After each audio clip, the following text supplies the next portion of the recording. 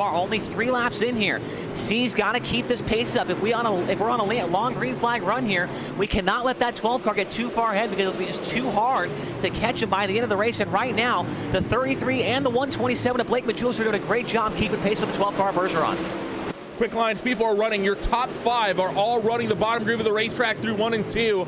A couple people after that are running the top. The 33, though, of Evan C. He tries the top side and opens the door, and heartbreak for Evan C. He gets the line, and well, there's caution through 1 and 2. I see the 1 of Austin Carr around. The 23 of Jeremy Caprone, I think just way quicker than the 1 car of Austin Carr. He wasn't even trying to really get there or get a gap. I think Austin just maybe a little slower entering the corner than he expected. Just tagged the back of that 1 car, picked the rear tires up off the racetrack, and really not much Austin could do at one point at that point. Relatively light contact, but regardless, that brings us under yellow, and the 33 of Evan C. is not going to be happy about that chase. I think if he gets there on the outside, he might be able to take that lead within about 3 laps. Yeah, that's what I was about to say there, Randy. He might not be happy that he was like right there, but I think with the restart here, it'll be a side-by-side double file restart, I believe, and that 33 car will be on the outside of Bergeron. If he can get a good run and a good start here, he might be able to, forge ahead down into the first corner and maybe chop the nose on the 12 car Bergeron and take the lead here. So C,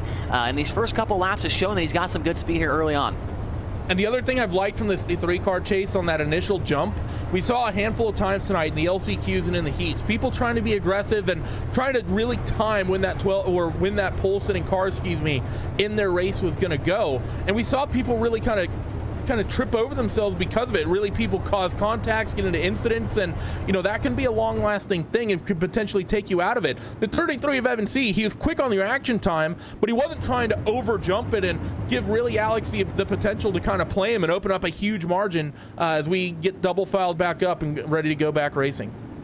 Yeah, that was some good points that you made there. Evan C is definitely one of the best drivers in this series, man. I think tonight, it'd be cool to see, even if Alex Bergeron does win here tonight, that would be 3 winners in 3 races, which is something we did not see with the sprint cars. Bergeron pretty much dominated the first half of the sprint car season. So these late models, it's proving that there's a lot of guys that can win here tonight as Alex Bergeron gets back on the throttle. We're back to green on lap number 7. A little bit of a cleaner restart for Alex, but look at Blake Majulis. He's going to take that second spot away here on this opening run in towards turn 1. Alex slides up to the top side. We haven't seen him run up there yet. He's been along the bottom pretty much all evening. This 1-2 of Blake Majulis, though. He's trying to get to Bergeron as the 44. Blake Cannon trying to work his way past the 33 as well. Majulis is really good right now as Bergeron missed the bottom right there. The 127 misses the bottom again right there. The 127 closes in right on his back bumper down the backstretch, and the 33 is right behind him as well. Those guys are nose to tail for the top 3 spots, and the 44 Blake Cannon's right there as well as the 2 car of Dylan Hauser. Keep an eye on that 2 car. He just made an aggressive cut to the inside at turn 3 to get there. So we know that Dylan Hauser, he is not afraid to throw the nose, as he just does on that 44 car of Blake Cannon. They currently fight for the 4th spot. As the 1-2 of Blake Majulis, he gets the run off of turn 2. Fight is on for the race lead between the 12 and the 1-2 through corners number 3 and 4. Can Blake keep the momentum up on the inside? Yes, he can. He will nose into the lead across start finish, but Alex is still there on the outside. And Alex is not worried. You see him get up on that cushion right there. He's going to have a good run off turn number 2 and down the back straightaway. The 12 car, I think he's going to run the top for the rest of the race now. He knows that it's there. The 127 slides to the middle, and Bergeron, again, with a good run off the top of turn 4. And he'll take the lead at the start-finish line. Bergeron, like we saw with the sprint car series, he is really good on the cushion. And he's going to show us the same thing here in the late models here tonight in Knoxville. We saw Alex wheel it at Lima Land as well in these late models. He ran right up against the wall for all 50 laps and didn't hiccup a single time, whereas that 44 Blake Cannon, you could say there was a couple moments it looked like Alex was stronger. Now, this is a nightmare situation. You have a fast 12 car hooked up on the top side, and he's getting clear of everyone. I see Zach Leonardi. I think that was Drew Hirschko. He just slid in the background is I believe, Dylan Hauser and Blake Cannon. They're still side by side as well. Oh my, yeah, look at the 44 Blake Cannon. He's up on the top of the racetrack right now. He's not scared to go up next to the wall and run that cushion as well. He gets by the 2 of Dylan Hauser. Now he's going to try and go to work on the 33 of Evan C. It looks like the 44 car is just as good, if not better, than the 12 car of Alex Bergeron right now. The last time by Bergeron with a 19.4 and Cannon with a low 19.5. So Cannon definitely has a fast car. If he can get clear of these guys in front of him, he might have something for that 12 car. Take a look at the lap times last trip around the racetrack. The only handful of drivers in the 4s, I think, were your top 2. And it was Alex Bergeron and Blake Majulis. There was 0.02 of a second between them. one running the top, one running the bottom. So it is a two-lane racetrack here tonight. As you see the passes happening between the 44 and the 2, and Dylan Hauser's going to take that 4th spot away, but Blake Cannon wants it back. Yeah, perfect move right there by Blake Cannon. Slides up right in front of Hauser. Hauser was not able to tap the brake and turn it back down to the inside. The 44 is clear down the back straightaway.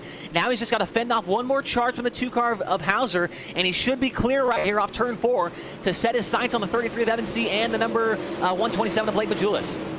Look at Hayden Cardwell, the winner from the season opener of Volusia. He gets up the inside of the 2 car of Dylan Hauser as well. A little bit of contact. Dylan has to get way out of the throttle, and Hayden Cardwell, second time in 2 weeks, we see him get sent down and spin around. He's going to keep it pointed straight, though, and we're going to stay green flag racing, but he will get sent to the mid-pack of the field, the 72 of Hayden Cardwell. He started this race in 10th. It only took him about 15 laps to get up near your top 5. I think we're going to see Hayden Cardwell a little bit later tonight somehow find his way towards the front of this field again. I'm watching the 127 right now, the 127 of Blake Majulis, Randy. He's running the bottom down in 3 and 4, and he tries the slider line down here in 1 and 2, and it's working for him right now. He closes in big time on Alex Bergeron that last time by. Actually, Bergeron's a little bit faster, but you can see that visually it looks like the 127 is getting closer, and he runs the slider line. So Majulis, he is trying some different stuff right now. He knows that the top is a little bit faster right now, and he's not going to win the race just running around the bottom the rest of the time. 4 different teams represented inside of this top 5. You have Team ABR, Alex Bergeron at the head of the field. Swindell Speed Labs Esports, they run 2nd and 4th. 3rd place, you have Team VLR represented by Evan C. and Dylan Hauser from Slick Simsport. He runs in 5th. You have another Swindell car running there in 6th. And this is starting to become a common theme in this championship chase. The Swindell Speed Labs cars, they are mighty fast, and they tend to stack up on each other in these main events. Near the head of the field, the 44, he gets into the wall, and he's going to back up, but the Deuce and the 00 behind him. Yeah, you were talking about Swindell Speed Lab Esports last week there, Randy. They were 4 out of the top 5 drivers in the top 5, so they have definitely got some great drivers in this series, and we might see a little bit more of that here tonight. As Blake Majulis now, he tries the top all the way around right there in 1-2, did not run the slider line. He realized that the 12 car is starting to get away from him. He makes a mistake right there, and Evan C. down to the inside can't make the move right there. Now the 33's got a nose on him, but Majulis will have the run off turn 4 and maintain that 2nd spot. Evan C. and Blake Majulis are trying their hardest right now to catch up to the 12 of Bergeron. I think C might be better than that 127 of Majulis right now. I think you might be right, but look who they have coming up. I think might be better than the 2 of them. Blake Cannon in the 44. He is there with that 33 car of Evan C. as they work through corners number 1 and 2 and come off the towards the front down the back straightaway as they work. Excuse me, that was 3 and 4 down the front straight and in towards 1 and 2. Blake Majulis doing everything he can to hold on to that 2nd spot, but he's going to have a charging Blake Cannon to deal with here. He's out side by side with Evan C. Yeah, Blake Cannon is the fastest car on the racetrack right now. Last time by ran a 19.531 compared to Bergeron's 19.57. So I think Cannon, the only way he's going to get there, though, is he needs one more caution, and he might have a shot at that 12 car of Alex Bergeron. Right now, the 44 car showing a ton of speed back there in the 3rd spot. And he just drove right around the outside of the 33 of Evan C. like he was standing still. Didn't really have to deal with him at all. As now the top 2, the 127, excuse me, 2nd and 3rd, 127 and the 44. They're the leading cars out here of this little pack. They run the top side. Actually, 4 of the 5 run the top side. It's going to be Majulis, Cannon, Hauser, and Tucker all up against the wall. The 33 of Evan C. He still rolls the bottom. This is starting to seem like it's starting to turn into a little bit more of a topside racetrack. The 00. He tries to shoot the middle and go 3 wide. Not quite able to do so. Consistently faster right now is the 44 Blake Cannon, then your leader Alex Bergeron. That time by Cannon was a full 2/10 faster. He has got that 44 car absolutely moving on the top of the racetrack. He is praying right now, Randy. Alex. He's way quicker than Alex, 2/10 quicker. He is praying for a yellow right now. I think he has time if he can get around that 127 relatively quickly. I think he has time, even if we don't get a caution, to reel in Alex Bergeron. Last trip around the racetrack went the opposite way. Blake Cannon dropped 2/10 to that 12 car of Bergeron. He has to do something with this 127 of Blake Majulis as quickly as possible, but unfortunately, the racetrack is single filed out, and now Blake's into the wall, and that's going to stack him up 4 wide down the front stretch. Yeah, huge 4-car battle right now for that 3rd spot. Here's a big slider out of the 2 car of Dylan Hauser. He's now in the transfer spot. We haven't really talked about Hauser that much this season, but right there makes a big move, or should not the transfer spot, sorry, the 3rd spot. I got a little bit mixed up there, Randy, but a great battle going on for that 3rd spot right now.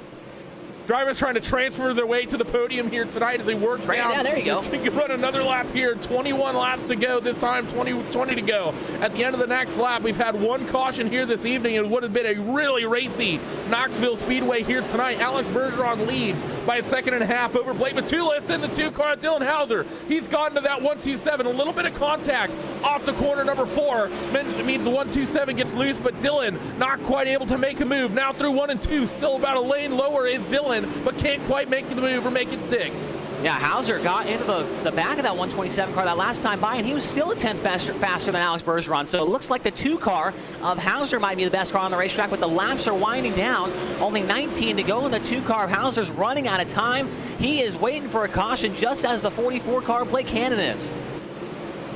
These guys work their way down the back straightaway. Let's do a check. What does lap traffic look like? I think it's not going to be an issue with inside of 20 laps to go.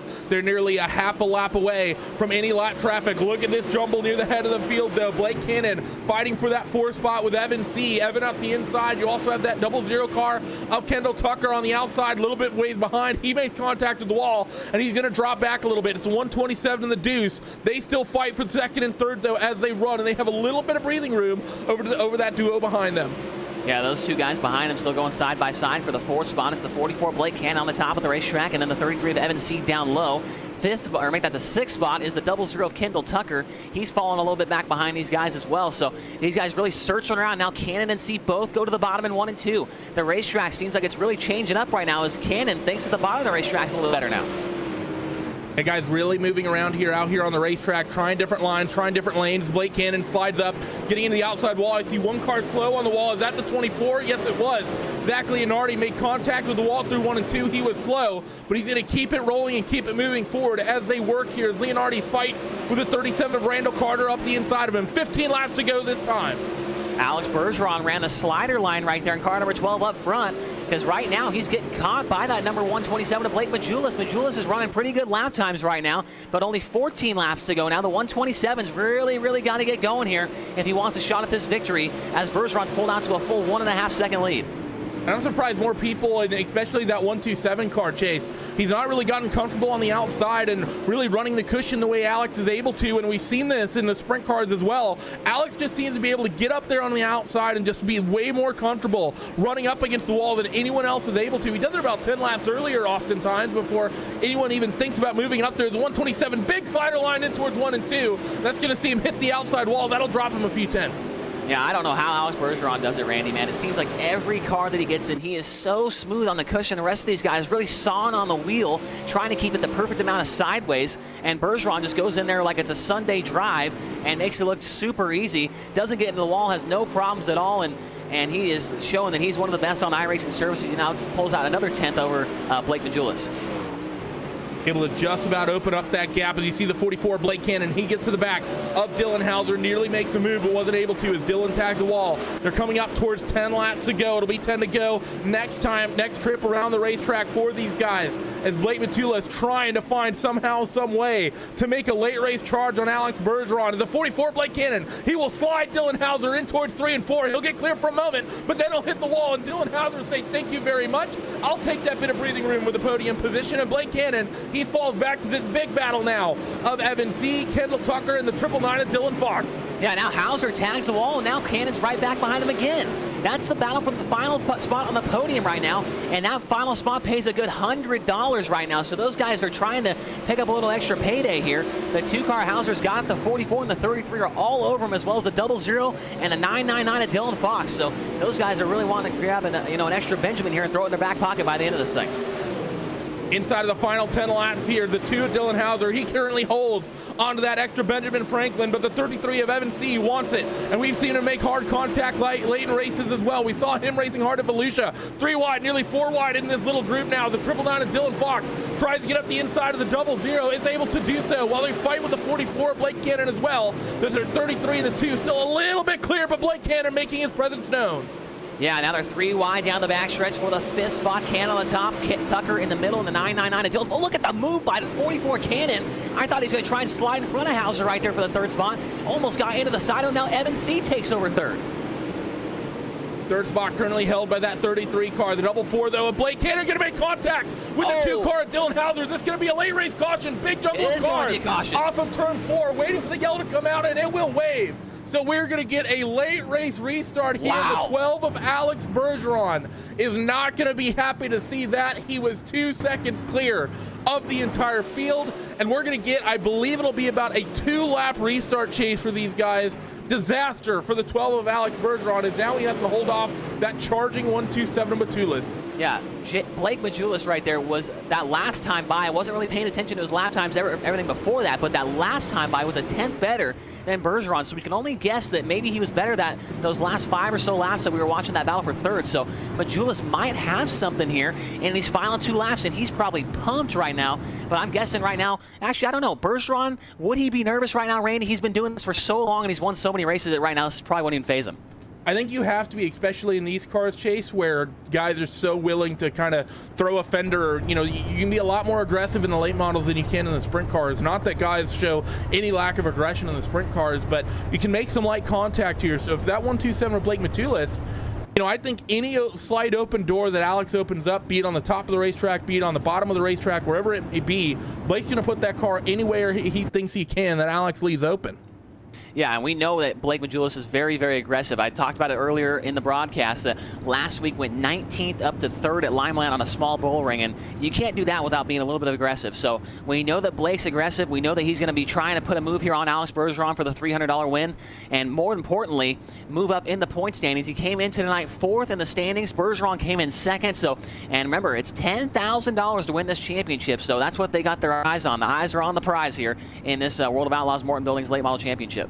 Of course, that's really, it is the big prize, isn't it? $10,000. You get to go to the victory banquet or the championship banquet that the World of Outlaws hold at the end of the year. And you as well, the winner of this championship, will get to wheel a Clint Borer late model at the dirt track at Charlotte Motor Speedway. But first, we have 2 laps to go here at Knoxville, and they are lined up for the restart. Lights are out, and we are going green. The 12 of Alex Bergeron will lead them. The 127 of Blake Matulis from the outside. We saw him come from the LCQ to a top 3 last week. He now runs 2nd on a late race restart. He gets to the bottom of the 12, in towards 1 and 2. Blake Matulis going to try to slide the 12 of Bergeron early. He's going to take the race lead and get clear. But can Alex fight back? Contact down the back straightaway for the penultimate time, in towards 3 and 4. Look at the 33 of Evan C. He's there as well, as Alex will take that race lead. White flag this time off of turn 4. Alex is able to get clear, as it's going to be the 127 and the 33. They fight side by side for 2nd. As off of turn 2, Alex is clear.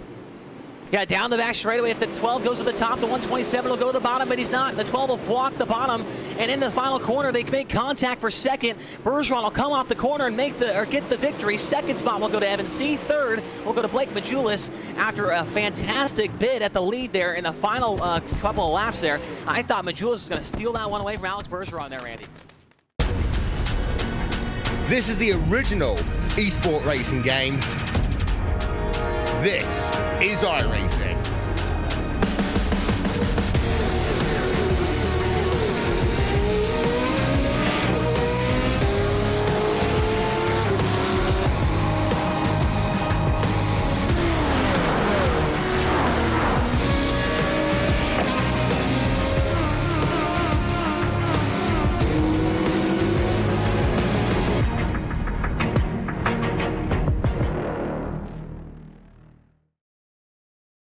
Race fans, you wanted the best? You've got them.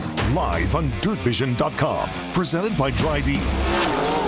The World of Outlaws, NOS Energy Drink Sprint Cars, the World of Outlaws, Morton Buildings Late Models, Knoxville Raceway, and the Knoxville Nationals, and the Dirt Cars Summer Nationals are all available live.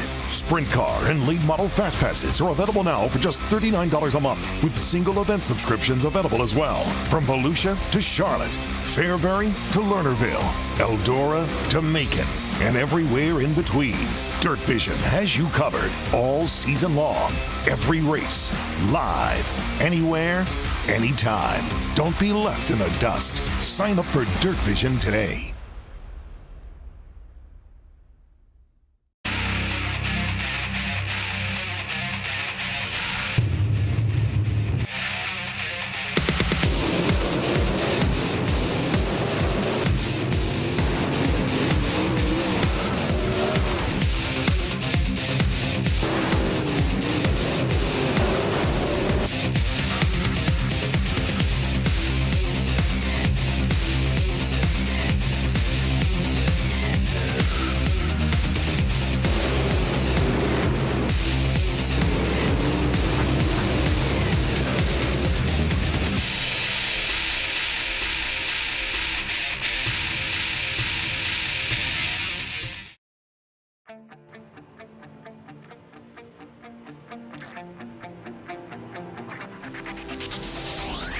Happy Monday, as we are now comfortably into the summer. And, well, it is time to kick the middle of July off for the fourth round of the iRacing World of Outlaws Morton Buildings Late Model Championship Series here on RaceSpot TV and the iRacing Esports Network.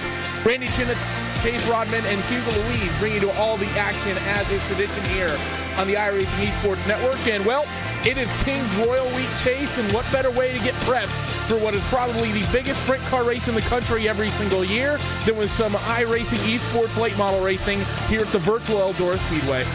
Yeah, the Kings Royal obviously with a winged sprint car event, but it's under that World of Outlaws sanction tonight. We're running the late models here at the virtual Eldora Speedway. Should be an incredible race after the last couple weeks that we've seen. Limeland was a barn burner, and last week at Knoxville almost had a late race pass for the victory as well. So expecting a good show here tonight. The points battle's tight, and it's going to be a good one there, Randy, I think. Yep, it definitely is. We take a look at your track information. Just under half a mile in length, of course.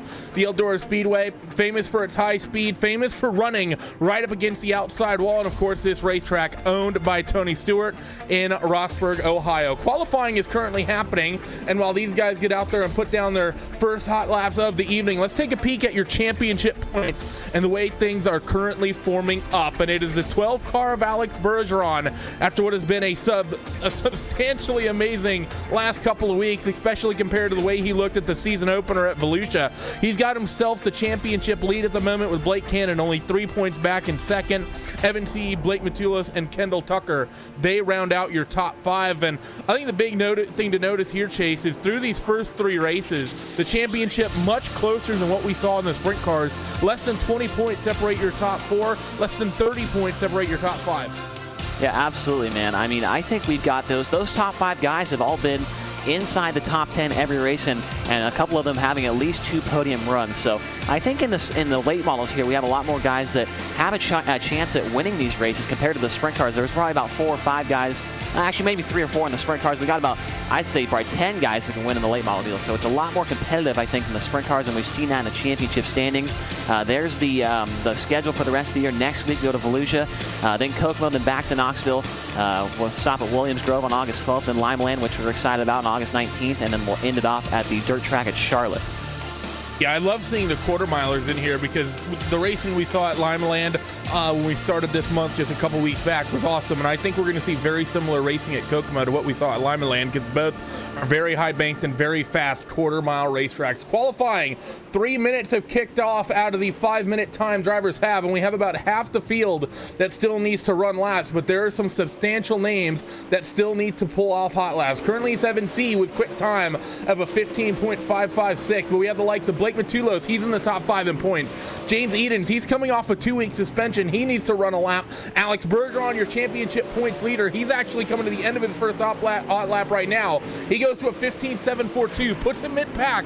We saw them do this a couple times in the sprint cars. The second lap always delivered, and he got himself further up the running order. Let's see what happens this time off 3 and 4. He opts for the bottom, and coming to the start-finish, he will go to a 15.812. So Alex Bergeron will not improve, and Evan C. is looking comfortable up near the top of the timing sheets, at least at the moment. Still a lot of big hitters left to go out there and run.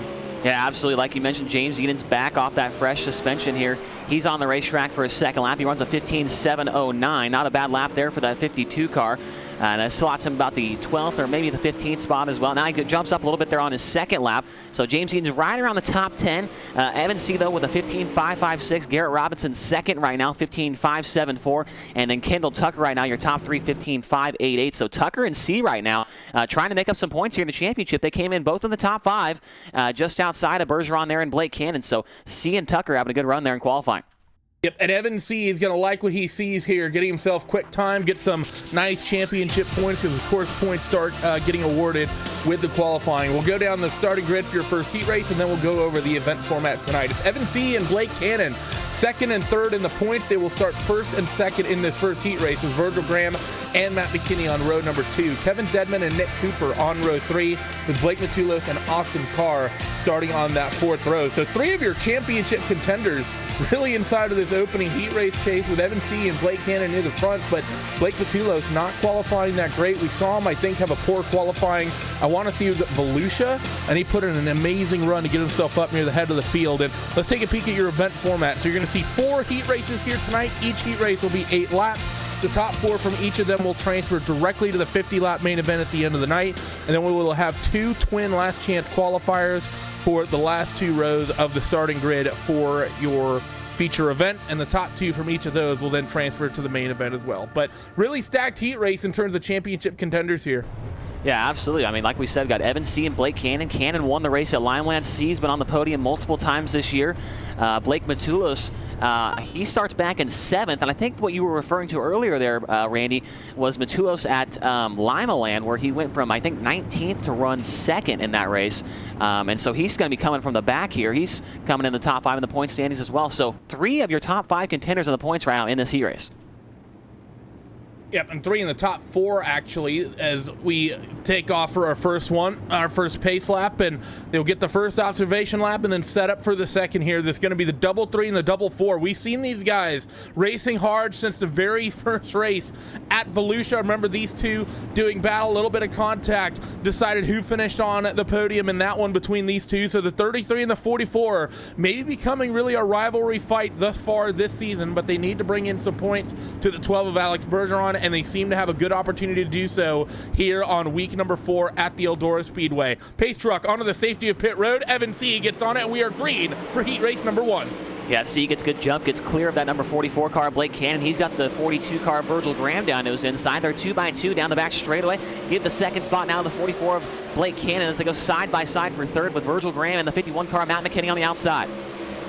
Tail end of this pack is fanning out 3 wide. I see Kendall Tucker in it back there. I see Austin Carr involved in that fight. They're starting to form up near the head of the field as well. The 44, Blake Cannon, holds on to 2nd from Virgil Graham, who's trying to make something happen, as Matt McKinney's trying to hold off that 308 of Kevin Dedman. Kevin Dedman had an amazing run last week, and he's going to try to form up and have another good one again.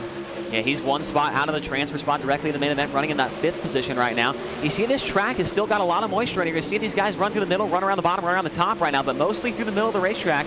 It's still got a lot of moisture. It's not really slicking it off yet, but we will see that track will change a lot throughout the course of this night of racing. The iRacing.com service has done a great job. Oh, and there's contact for 3rd right there between Graham and McKinney, but you'll see this track change a lot throughout the course of this night. Matt McKinney's coming off a big weekend of racing himself. He had a last corner, last lap pass to win a dirt modified race over this weekend, and he's going to try to carry that momentum into this race here tonight. 5 laps scored complete, this time off of turn 5. The 1 car of Austin Carr. I think a little bit of contact with the 127 of Blake Matulos there in the back of the running order, and they're going to get things sorted out, and Matulos is going to try to slide the 1 off of turn 2. Not going to quite be able to do that. 2 to go this time. Yeah, this is big time right here for that 127 of Blake Majulis right now. In the dead last spot right now in this heat race. He is going to have a lot of work to do when it comes to the B main, and if he even makes it out of the B main, he's going to have a lot of work to do in the feature event. So even if he gets by Austin Carr right here, which he's going to do so as Carr gets into the wall, Majulis is still going to have a lot of work to do later on tonight. As we're coming around for the white flag here, your leader Evan C. is checked out with this one. Right now, your top 4 all relatively safe as they run. Evan C. 1 second lead over Blake Cannon, Kevin Dedman, and Matt McKinney. The 42 of Virgil Graham, not far off that transfer spot. Throw a moves, he won't pick it up, but Evan C. will pick up the heat race win here in heat race number 1 with Blake Cannon, Kevin Dedman, and Matt McKinney rounding out your 4 transfer spots. Virgil Graham, Nick Cooper, Blake Matulos, and Austin Carr will be the quartet that have to do it through the last chance qualifier. And that, if you're Evan C. and Blake Cannon, that's what you need to be doing here tonight, Chase, because we saw in the sprint cars, Alex, he got momentum early, and the couple times that he sort of hiccuped, people didn't really capitalize on it. The likes of Edens, the likes of Heileman, even the likes of Joe Berkeley early in the championship. We see Alex not qualify particularly well here tonight, and people are starting to pounce and take that opportunity, and I think we're going to be in for a probably single-digit difference if things keep up through the main as we take a look at the starting grid for heat race number 2. Heat number 2 on the pole. This one's going to be the number 97 car of Garrett Robinson. On the outside of him, the 32 is going to be Stephen Wilson. Row 2 inside the 044 car, that's Tyler Shell. And on the outside of him, it's another Tyler. It's Tyler Ducharme. Row 3 inside the number 2 car, Dylan Hauser. And to his outside, it's the 37 of Randall Carter. 4th row inside the 007. No, that's not James Bond. That is Jacob Fields. And on the outside of him, the 94 car is Philip Diaz. So your field for heat race number 2 forming up as these guys work their way through. Also getting corrected, it wasn't Matt McKinney who was running, it was his brother Mike in the modified. So my ignorance brilliantly showing here on the live stream as no, I take that back as a miscount on my part, but Garrett Robinson, great qualifying coming in from the 97, puts himself second quickest and on the pole for heat number 2. Now, how about that, though? The first 4 guys, maybe even the first 5 guys in this heat race, we really haven't talked about them very much these first opening 3 or 4 races this season. Robinson, Wilson, Schell, and Ducharme, man, I don't even think they've all made the feature event every single week. So they have a really good shot of punching their ticket and having a good starting spot in tonight's 50-lapper. Let's see what they can do here with a couple of other drivers toward the back of the field.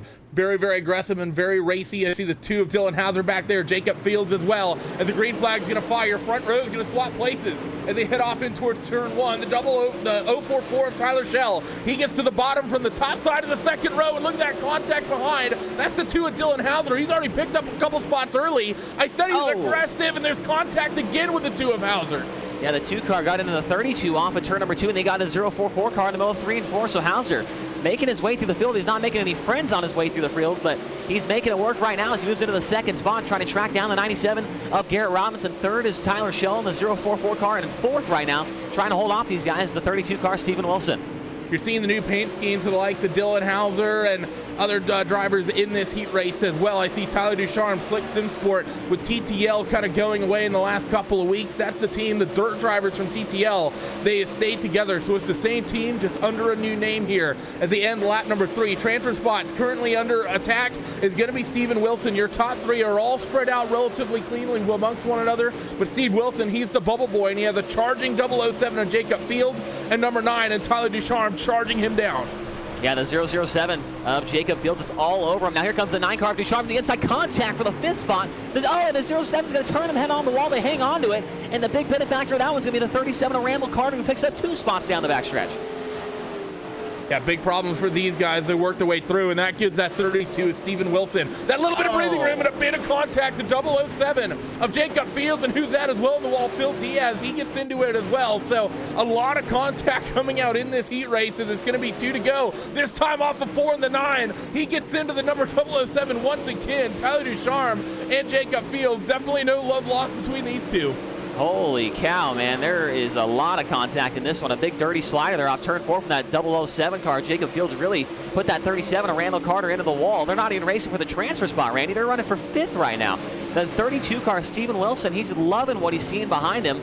And he's going to come on turn 4. Garrett Robinson, the 2 of Dylan Hauser. He gets underneath Garrett Robinson, and he's going to take this heat race win away. A little bit of contact in towards turn 3 and 4. We thought this fight had no possibility of forming up, but Dylan Hauser, last lap, bit of a slide job move up the inside, makes door-to-door contact. So Dylan Hauser from 5th on the grid will win heat race number 2. Garrett Robinson in 2nd with Tyler Schell and Stephen Wilson. They will round out your top 4 with Ducharme, Fields, Carter, and Diaz. They will round out your top 8, but the Dylan Hauser, he gets himself a 2nd place starting grid in the main tonight chase, but is there going to be maybe some post-race tonight looking at the fact that he made a lot of contact getting up to that point position at the end of that thing?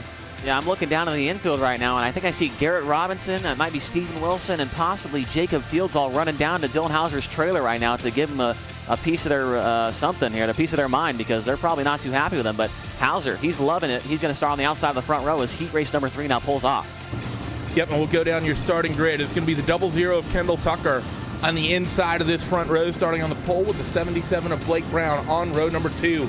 Brian Wayand Jr. and Casey Kerwin, they're going to start on that second row. It's a good starting spot for Casey in his heat race here tonight with Jeremy Caprone and defending series champion Zach Leonardi in that third row with Drew Hirschko and Brandon Proudfoot rounding out the 8-car starting grid in this one. And it seems to be that we have it seems to almost be a pattern we've been getting in this championship chase. It seems like at least 2 of the 4 or 3 of the 4 heat races, the cars starting on the front row will be double digits in the sense that it's 00 or 77. We saw the 33 and the 44 earlier as well. It seems to just work its way out like that every week. Yeah, I'm not sure what the even have the Triple Eight just behind them as well. Yeah, that's definitely an interesting point there, Randy. I'm not really sure if that's going to amount to anything or not, but Kendall Tucker and Blake Brown will lead this field to green. Like you mentioned, Kendall Tucker coming into the night top 5 in the point standings. He's had some great nights. He ran, I think, he run 3rd or 4th at Limeland. He's also had some great runs as the green flag's out and we're racing here in heat race number 3. Look at the 14 of Casey Kerwin. He's trying to slide his way up into second as they fan out 3 wide behind. I see the 88 involved with that fight. Not a great start for Brian Wayant Jr. He started third, they're 4 wide in towards 3 and 4. He started inside of the transfer position, now finds his way at 1 spot out of it. At the end of that opening lap, does that double 8 of Brian Wayant Jr., the 26 of Drew Hirschko trying to make moves, but he just ends up holding up the 23 of Caprone. And everybody now migrated up to the top of the racetrack. Nobody in the middle or on the bottom. And everybody seems to be about the same speed. Oh, your 4th place car sideways almost tags the wall off turn 4. That's Zach Leon Hardy. And here comes Wayant Jr. The inside slide job. Gets in a little bit, puts him in the wall. Here comes the 22 of Proudfoot. He gets tagged by who was that? I'm not sure. It looked like the 24 Leon Hardy, and he's back to 4th. What just happened there, Randy? Big problems. Brian Wayant Jr. is going to go all the way down the running order here as these guys work their way through. Now the transfer spot fight is the 24 Leon Hardy, and it's going to be the 22 of Brandon Proudfoot keeping this fight alive. The 26 of Hirschko, he wants to make something of it. Slide job on the 22, nearly collects the 24, maybe a little bit too hot into the corner, and that's going to allow Proudfoot back into this fight. Yeah, Proudfoot slides by the 26 car, moves back into P5. He tags the wall down the back straight with the 26 car. Drew Hirschko right back down to the inside. Here comes the slide job once again, and Hirschko's got back that 5th spot. They're battling for the wrong spot once again, Randy. That's 2 heat races in a row. These guys are going at it for 5th, but the spot they need is 4th. Leonardi in front of him tags the wall, running the cushion once again, but able to collect himself nicely. Here's the 26 of Hirschko, slider line again on the 22. And Proudfoot will drive it to the bottom, still a little bit too hard into the corner for the driver of that number 26. Brandon Proudfoot going to hold up top. Hirschko tries the slider line again, not close enough to make something of it. White flag this time. Off of corner number 4 for the 00, though, of Kendall Tucker. Out at the head of this thing, in towards 1 and 2 for the final time. Your top 3 of Tucker, Brandon, Kerwin, they're all safe. The 24, Leonardi, has a nice lead, but one little mistake. The right side of that number 24 Slick Simsport machine is all beat up as they work in towards 3 and 4. Kendall Tucker will win heat race number 3, and Brown, Kerwin, and Leonardi will join him in the feature. Yeah, that was a pretty convincing win there for the 00 of Kendall Tucker. He pulled out to a pretty solid lead there, and got a little bit of right side damage up there on the outside concrete wall, but other than that, he looked pretty smooth there in that heat race. And we've got 1 left, but man, I'll tell you what, Randy, these guys that are close to the championship, Alex Bergeron entered the night as the point leader. Cannon, C, and Tucker, they have delivered. They've done exactly what they need to do to track down that 12 car in the championship, and Bergeron's in this heat race right here, starting deep. Yeah, he's starting deep, and this, there is implications here. Like we've said, points are awarded for qualifying, and points are awarded in the heat races as well. That's why we're harping on this fact. Let's go down your starting grid. It's going to be Dylan Fox in the 999 on the inside of that front row with Adam Elby on row number 2. James Eden's talked about the first time we've seen him in a couple weeks. He'll start on the inside of row 2 with Shad Prescott on his outside. Justin Thompson and Alex Bergeron, they make up row 3 with Austin Semmelman tagging the back of this 7-car field for heat race number 4. So they go out there and begin pacing. Couple of big hitters that Alex really has to get his way around. There's Adam Elby in this fight, in this field. James Edens, we know Dylan Fox, he has shown great pace. We've even seen Justin Thompson in the 98. He's had good runs. This is not going to be an easy field for Bergeron to work his way through, but we've seen a couple cars tonight already, Chase, start from 5th, start from 6th, and get themselves up the running order into transfer spots, and even one steal a win in one of these earlier heats. Yeah, like you said, this is not going to be any cakewalk here for Bergeron. I mean, all these guys in front of him are definitely top contenders. I think Austin Selman, who starts behind Bergeron, didn't he run on the podium, I think, at Volusia? Or he had a really good run there. I can't really remember what it was, but the 18 car is also very good. So this is a pretty stacked up heat race here. Bergeron's really going to have to dig down deep and try and find something here, as Dylan Fox and Adam Elby will lead these guys to green. Elby with a great qualifying run here tonight, mostly known as a sprint car guy on iRacing.com, but has punched himself into a good spot here in this heat race. The pace truck pulls off. 8 more laps coming up. Heat race number 4 is green. Cross start finish, they will go and in towards 1 and 2 for the first time. The 999 runs the middle, going to try to slide up the racetrack on exit. Actually, not really. He waits until the last moment to start sliding up the racetrack. He will lead comfortably as your top 3 of Elby and Edens. They run second and third. A little bit of contact in the background. I see Shad Prescott. He's getting bullied around a little bit by Alex Bergeron. I think the 98 may have been involved with that at one point as well. But here comes Alex Bergeron. It's a very top-heavy racetrack right now, and we know that's where Alex likes to run. Look at this slider for the 41. Contact contact with the 98, and he's just gifted Bergeron a transfer spot. Yeah, Merry Christmas, man. Christmas came in July tonight for Alex Bergeron as the 41 and the 98 just ran into each other and gave him the transfer spot. Now the battle's for the second spot between James Edens and the 74 of Adam Elby, the Swindell Speed Lab Esports teammates going at it. James Edens on the bottom, Elby up on the top side. Edens might have it. No, Elby's got it at the line. And here comes Bergeron lurking in the background. Bergeron's into the wall, and as is the 74 of Elby. Everyone into the wall running the top groove. That's going to give the 52 of Eden that second spot as they run in towards 3 and 4. Dylan Fox is checked out with this race lead. Here comes that 41 of Chad Prescott. He tries the bottom on Bergeron again, running for that transfer position. Not going to get it, though, as they work through 1 and 2. Running that top line down the back straightaway. The 41 of Prescott, he's got the run as Edens and Elby. They're fighting with each other all sorts of hard, but they're 2 by 2 for 3rd, 4th, 5th, and 6th. The 41 of Prescott, he makes a mistake. Yeah, still 2 laps to go, and the 41 of Prescott and the 98 of Justin Thompson are right there behind Bergeron. They can easily get by him. Now, contact between Thompson and Prescott. Thompson takes over 5th now, and now he looks down to the inside of Bergeron, who's held up behind the 74 of Adam Elby. And here comes 18 of Austin Selman. He's made contact with Chad Prescott for the 6th spot. So lots of contact and lots of things going on here in the late stages of this one. Oh, and Alex Bergeron, he tries to hook up the top on the 74 of Adam Elby. He nearly turns him, but he'll pick up the spot through 3 and 4. White flag this time for heat race number 4 and Bergeron. He's gone from 6th in the field all the way up to 3rd, and he's trying to hunt down the 52 of James Edens. These two finished 1st and 2nd in the World of Outlaws Sprint Car Championship earlier in the year. Dylan Fox will win this heat comfortably, and Edens will just about hold on for 2nd in this heat race. Bergeron runs his way from 6th up to 3rd, and Elby will represent the last transferee in heat race number 4 with Justin Thompson, Austin Simmelman, and Shed Prescott. They will go to the LCQs, which will be kicking up in just a moment. And well, Chase, it really seems like a top and middle groove racetrack at the moment. The bottom doesn't seem fast. Really seems like in order to make stuff work, you've got to run the slider line, and you can't really be afraid to move someone for spots here tonight. And I'm surprised, man. Tony Stewart must have made a couple extra laps on the water truck and the tractor tonight, because it really hasn't slicked off all that much. There's still a lot of moisture in this racetrack here at Eldora Speedway, and it's allowing that middle part of the racetrack to still be viable. And I think it's also, once it does slick off, it's not going to slick off enough to where the bottom goes away. I think the bottom's going to come in a little bit later in the main event. I talked to the guys before the races over at Swindell Speed Lab Esports down in the pit area, and it sounded like they think the bottom will come in if this track comes in, or if this track works out just right. And right now, I think that it is working out just right to where we'll see a bottom of the racetrack come in for the 50-lap main event. And the only thing that's going to help it is really here's these B mains, these 12-lap B mains are really going to help bring that bottom of the racetrack in and slick off the middle a little bit here. See the starting grid ticking by on the bottom of your screens as the field rolls off. And once again, 7 cars, 12 laps, top 2 transfer to get to your main event here tonight. And a couple big names starting in this one. Blake Matulis in the 127. Like you said, and we've talked about at the top of the show during his heat race, Blake has made a habit a couple times this season already coming from the back here to Chase. Let's see if he can potentially do it again. Like we said, I believe it was Limaland started deep in the field after coming out of a B, and he put that 127 on the podium. Yeah, Blake Majulis, man, he's proved that he's, the David Heileman. I told him that last week, I think, that he's the David Heileman of the late model championship. He's not afraid to make moves, and he's not afraid to go for the win late in the race. I feel like in the sprint car stuff, we saw a lot of guys that were content with running, 2nd or 3rd to get some money and get some good points. But Majulis, he wants to win these races really badly. And so here we go. We're going to see if he's able to get in the top 2. 12 laps to distance. Pace truck pulls off. B main number 1 is green, and Majulis gets a good start. They're green across the stripe. Look at the 22 and the 26 already trying to line up there. Drew Hirschko trying to line up the outside. Doesn't work. The 127 of Blake Matulis. He's already working on picking up spots. He currently runs 4th, and he wants to throw the slider for 3rd. Actually, no, he'll stick it in the middle. Won't run the slider line on the 26 of Drew Hirschko. So that's already up 1 spot for the 127. Matulis and trying to make it 2 on Hirschko. Hirschko a little bit tight on the top. Blake gets a bit of a run for 3rd.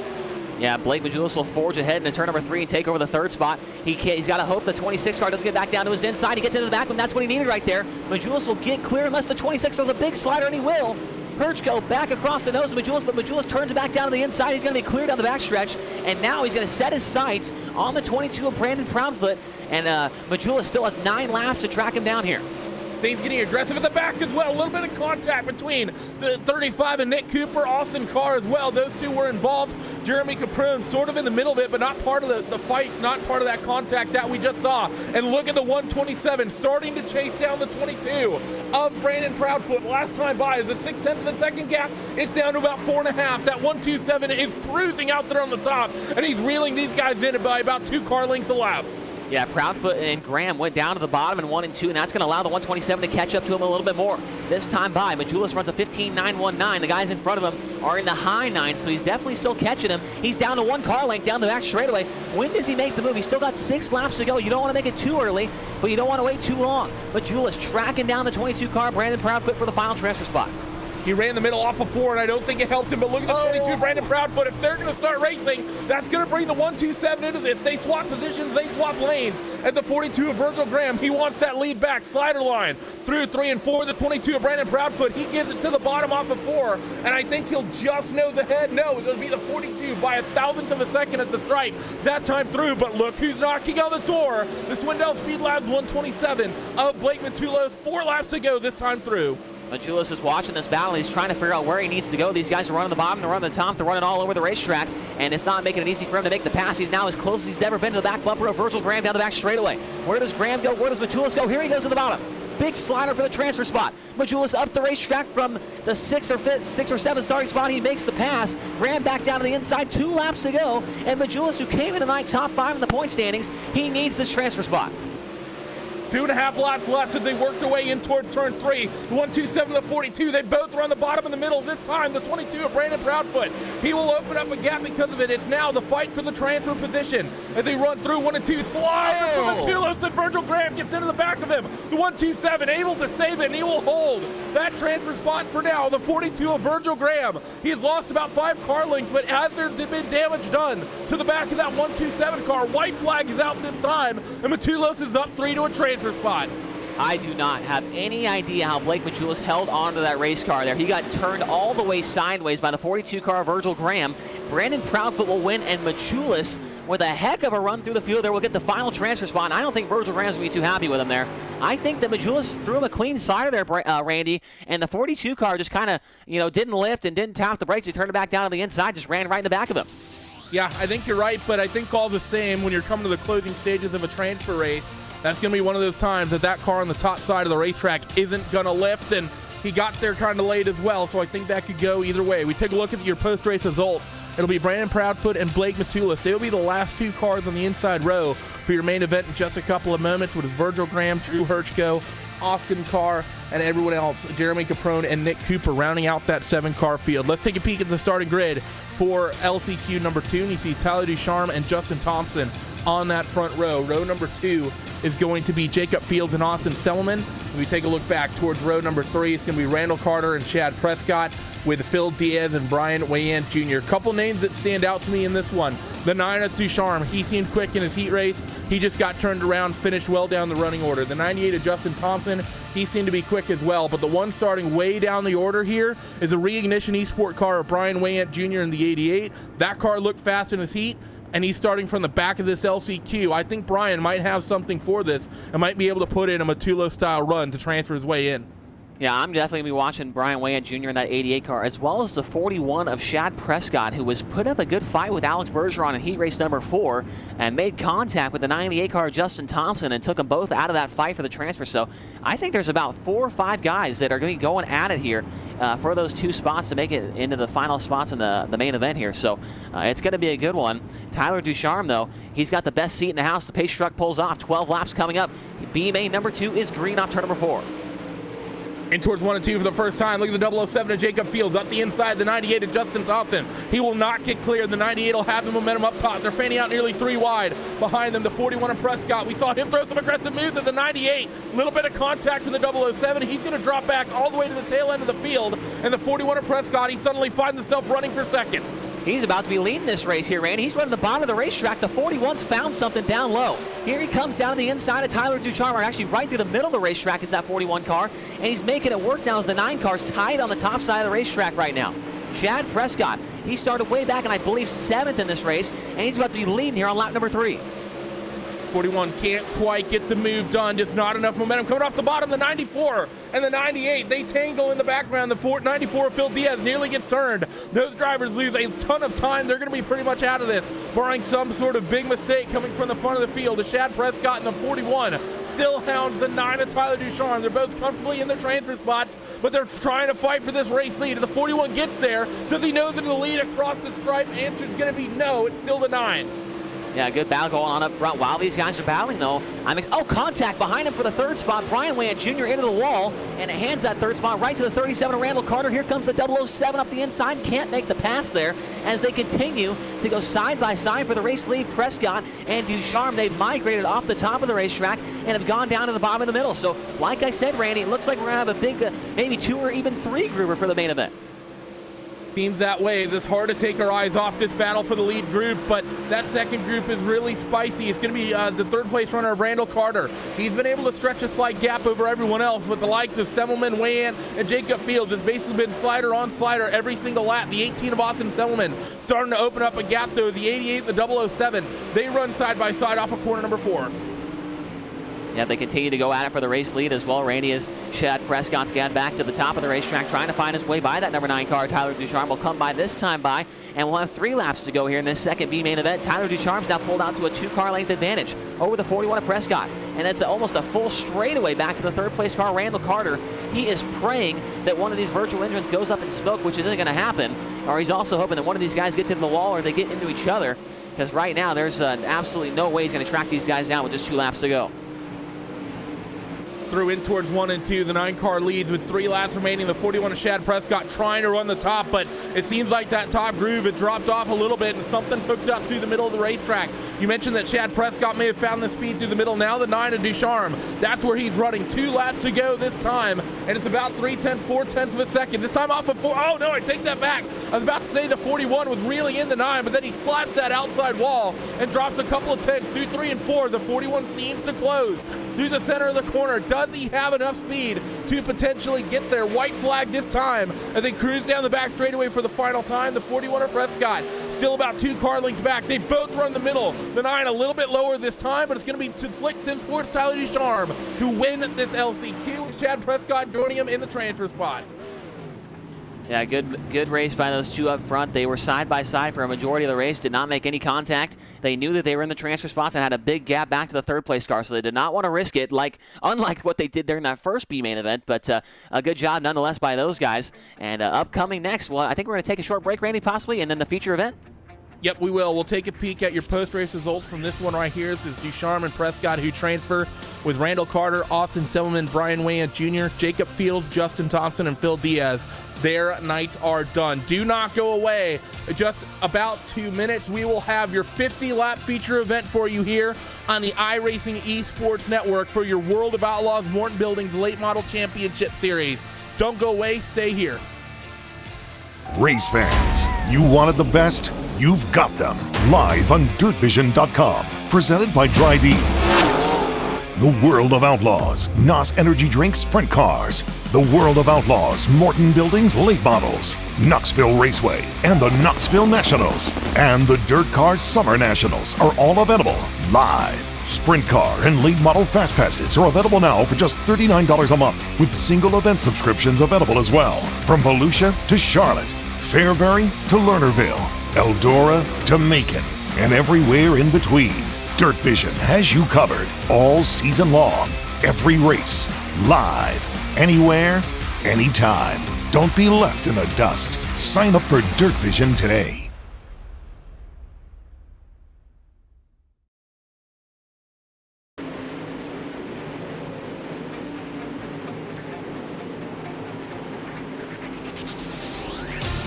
Hot laps currently forming up for these guys as they warm up for the 50-lap main event in your World of Outlaws Morton Buildings Late Model Championship Series here on iRacing. 20 of the best getting ready to do battle for 50 laps around the iconic Eldora Speedway, and we have a racetrack that started out very top dominant that seems to have opened up to maybe about 2 grooves, potentially 3, depending how things pan out. Randy Cheneth and Chase Rodman joining you for the call tonight with Hugo Louise working the cameras for the 50-lap main event.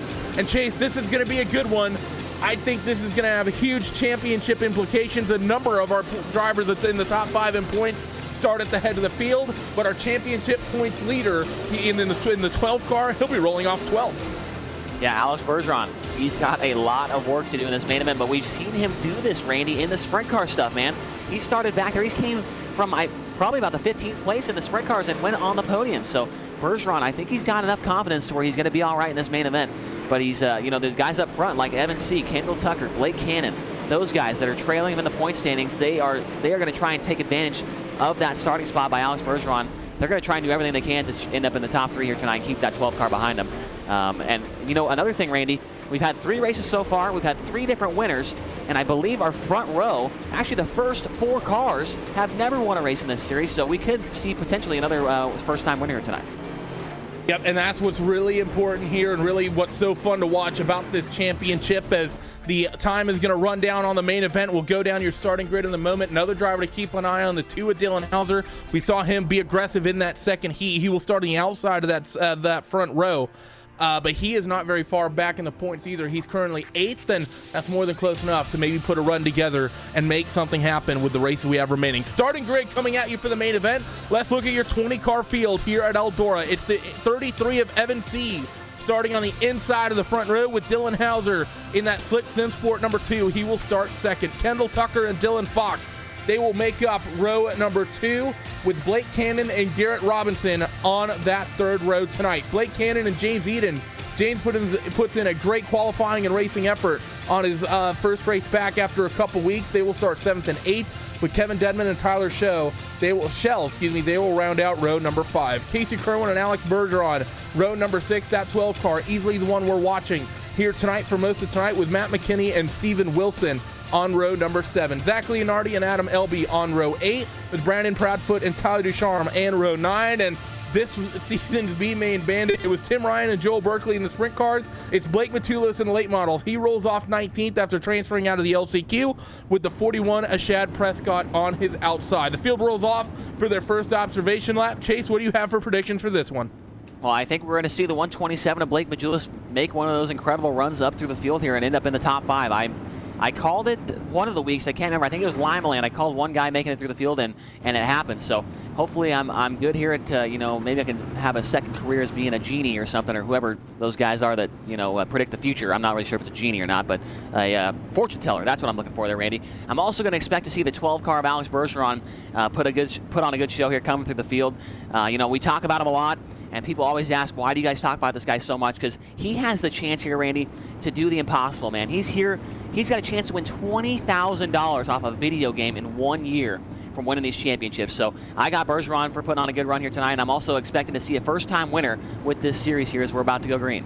Chase Rodman, palm readings. He will accept cash and dwarf car rides in order to read your palm. The 33 of Evan C. He's going to get on it. Green flag is out for the first of 50 laps. And look at the 00. He wants second. Immediately, the 2 of Dylan Hauser. He gets right up top. The 999 of Dylan Fox. He had to lift for that number 2 car, getting into the outside wall. We got a big pile up on the opening lap. I don't see any cars with big damage, but that all started the 2 of Dylan Hauser. After muscling his way through the heat race up to where he was, just really didn't turn out there on the cushion, it seemed like. I think Dylan sort of checked up, and I think the car got into that 999 behind him. Maybe not, actually. I don't know. No, it did. The 97. Yeah, the 97 of Garrett Robinson got into the back of Dylan Fox. It really caused a chain reaction up there when Hauser got almost into the wall and had to get out of the gas. I think Fox did a great job of noticing that he was tight right there, and Robinson, he just didn't react quick enough and turned him around in front of the whole field. So a tough start to this race.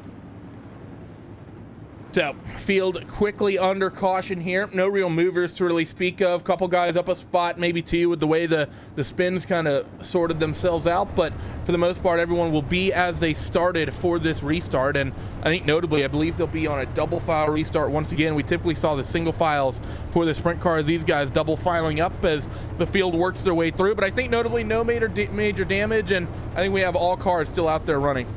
Yeah, it looks like the 999 of Dylan Fox is able to keep on going. A little bit of body damage to that rear end car for the 99, or the 999, I should say. So a tough start for him, man. He had a good starting position in 4th, and really nothing that he could have done there. He did exactly what he needed to do, Randy, and somebody behind him just wasn't really paying attention too well and got him turned around. So I was expecting that car of Dylan Fox to have a good run here tonight, but he'll have to do it from the rear. He's still got 46 laps to do it, though. He's not out of it yet.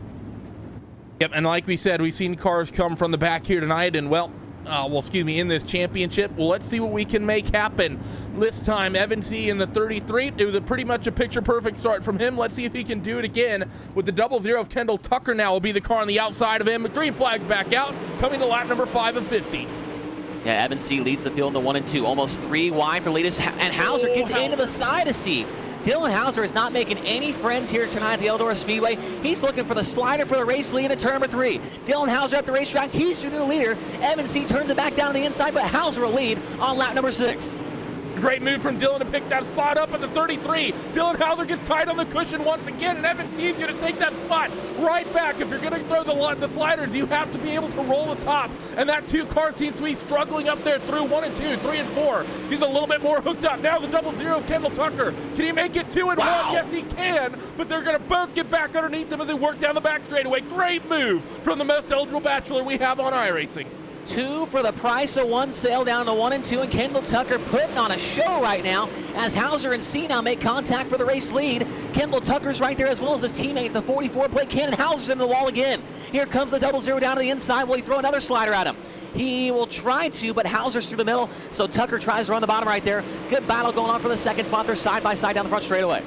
Side by side for second, and they're formed up 2 by 2 by 2, 3 rows deep behind. I see a number of cars back in this fight. The 004 is in there, Kevin Dedman's in there, Alex Bergeron, Casey Kerwin, even the likes of James Edens and Blake Brown behind. This entire train of cars still formed up 2 by 2, now 3 wide with Dedman, Kerwin, and Bergeron. Going through towards your mid-pack, the 12 car trying to fight his way through on the outside as C's starting to open up a gap out front.